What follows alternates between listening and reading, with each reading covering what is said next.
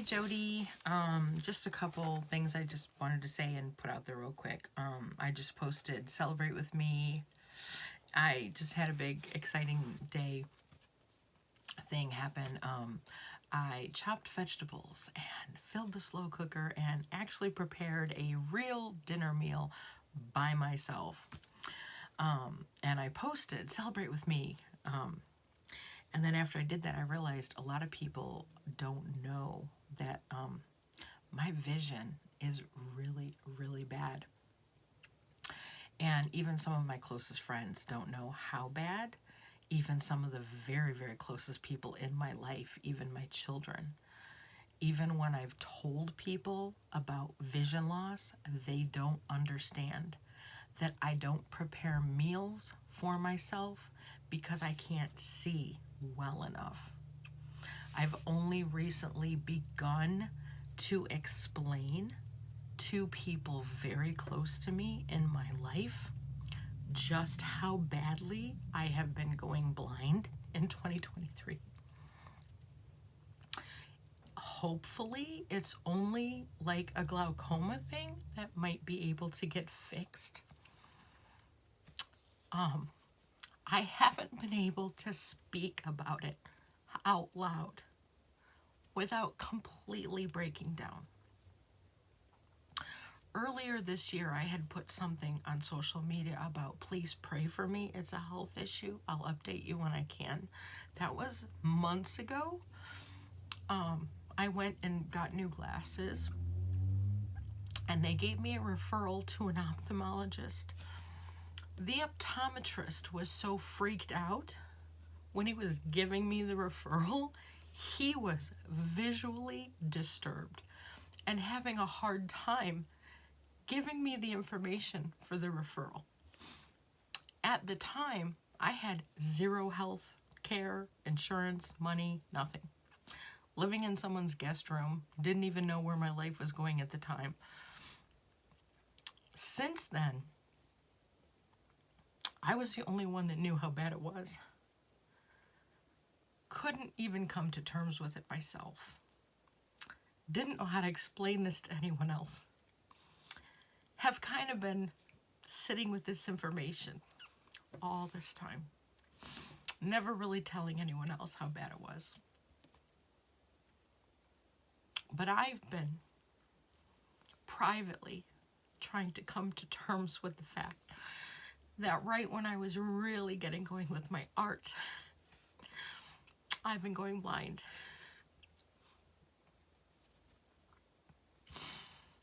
Kind of like how right when I finally got my RV and got my life going in the direction I wanted, I got epilepsy.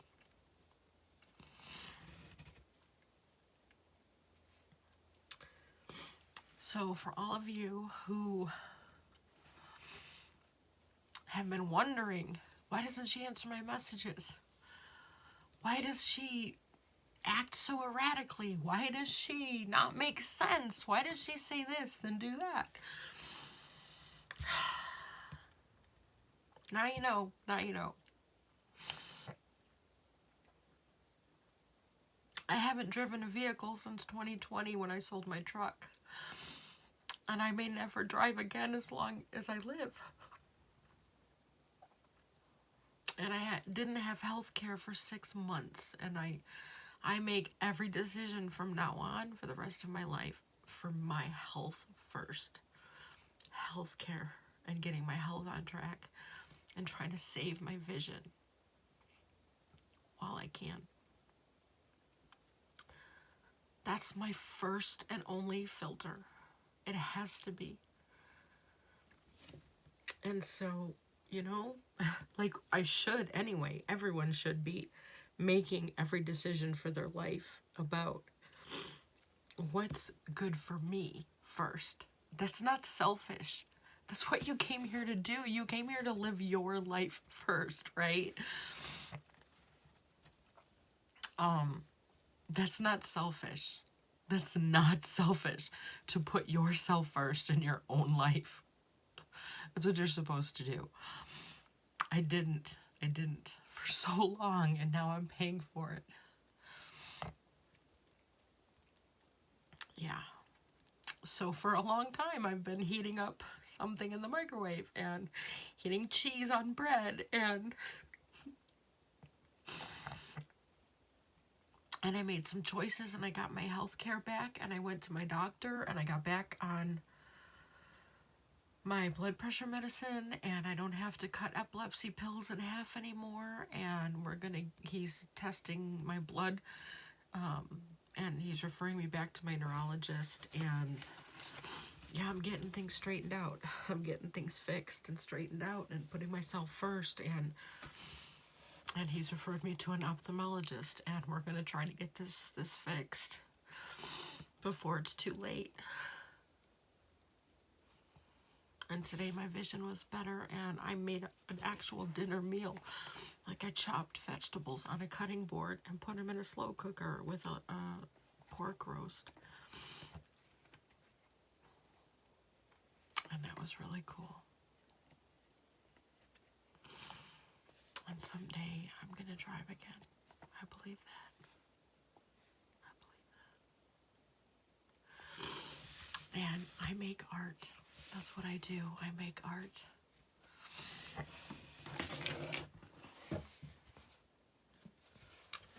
I make art. This one's Angry Christmas. I don't have a name when I make them. Afterwards, sometimes while I'm working on them, they tell me their name. This one, I woke up the next day, and it was just sitting on my table, done. And I woke up and I thought, wow, that looks like someone pissed off Christmas. I'm going to call it Angry Christmas. And then I got this whole idea.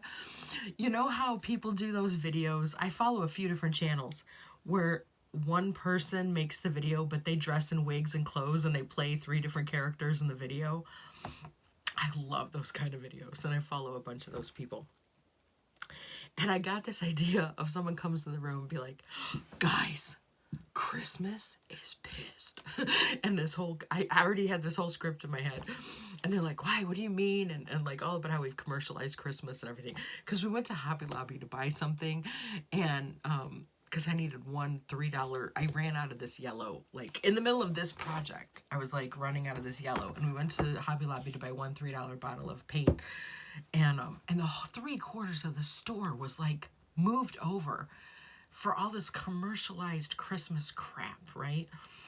And that's probably what inspired me to go home and like finish this piece and end up making it look like Christmas. God, like someone blew up a Christmas tree factory, right? And so I just had this whole script in my head, and then it was going to be about, because I woke up, like I did a lot of this in the middle of the night, and I woke up the next day, it was drying, and like there it was, and it looked like a Christmas tree blew up. And I wasn't even trying to make it look like that. I was just like in the moment was listening to videos and painting in the middle of the night, and so I just had this whole idea to do one of those funny videos where you play all the different parts. And I thought, well, you got nothing else to do. You're sitting around here all day. You might as well like make one of those videos. So don't be surprised if that reel shows up one of these days. But anyway, I make art, and sometimes some days I don't do anything at all, and some days I make art. But when I do it, a lot of the times I can't see, and I have to take off my glasses and work like this, really close. Like when I'm doing those little patchwork pieces, the ones, like her, just way up there, where it's like patchwork, and I have to meet, things, or like if I'm doing dots or something, sometimes I take off my glasses because I can't see. I have to be real close, and I'm hunched over, and that's how I got all that pain and hurt myself. And so then I have other problems that I can't work on my art, and it's just crazy. But it's been a journey. But I'm back with my doctors now, and I'm getting health care again. I'm getting referrals, and we're moving forward. Always forward, never backwards. I love this. I love this so much. I varnished it immediately. This was the first piece that I like finished and varnished, and then I let it cure, and then I did a second coat of varnish right away. And doing the gloss varnish pulled out all these layers, these under layers from like the very first coat underneath. When you see this one in person, it has so much depth. And you can see like the very first, like then I painted over that, then I painted over that, then I did this scratching technique, then I painted over that. I love this one, and I love how the varnish like makes it pop. Like as soon as you varnish it, it pulls out all the under layers and makes them come forth. It's such a cool piece. And it's not my usual palette at all. Like, I don't usually work in these kind of colors. You know, it's really a neat one. I really love this one. It's going to be hard to let this one go, but I feel like it's someone's supposed to purchase this one. I love the vibrancy of this red. There's 2 different reds on this piece, and I just love the vibrancy of that. Oh, man. I just feel like I'm supposed to do this. This is one of those pieces I look at, and I'm like, yeah, you're supposed to keep doing this. It's like, you're an artist. I love it. And that's how I know I'm not going to lose my vision all the way. I know my vision's going to be saved, and when it's not going to get worse. I can feel it. Because I'm supposed to be doing this. This is what I came here to do. So yeah, just celebrate with me. Celebrate with me that we caught it in time, and I'm not going to lose it worse. But I am going to talk about it. I am going to talk about disability awareness. Because people don't know. There's too many people suffering in silence, and nobody knows. Like, I was so scared and dealing with it that I couldn't even speak about it and tell others. And so many of you love me so much and couldn't be there for me because I couldn't express it and speak it. So for those of you who are still hanging around and had patience all this time, thank you. Thank you so much for having patience and allowing and just understanding that 2023 has been the hardest year of my life. And if you know me, you know I've been through some shit. Just like anyone else. I'm not saying I'm any different than anyone else. We've all been through some shit in our own way, in our own journeys. But 2023 has been the worst. But I feel like I'm finally on the other side of it. I can feel it in my body. I'm finally on the other side of it. And now it's time to, it's going to get easier, it's going to get better, it's going to get lighter. And it's going to get, like, now it's time to take everything I've learned, and as I'm healing and as it gets better, now it's time to take all those lessons and make good out of it. So, like, now I have all the material. Like, here's all the lessons, and here's everything you've been through. Here's all the tools in the art studio, and now we're going to make art out of it and put it out in the world. And I can't wait to see what that looks like. We don't have to eat cheese sandwiches anymore. And I don't have to eat spoonfuls of peanut butter out of a jar. I get to chop vegetables and make dinner. I'm so excited I'm going to cry happy tears now.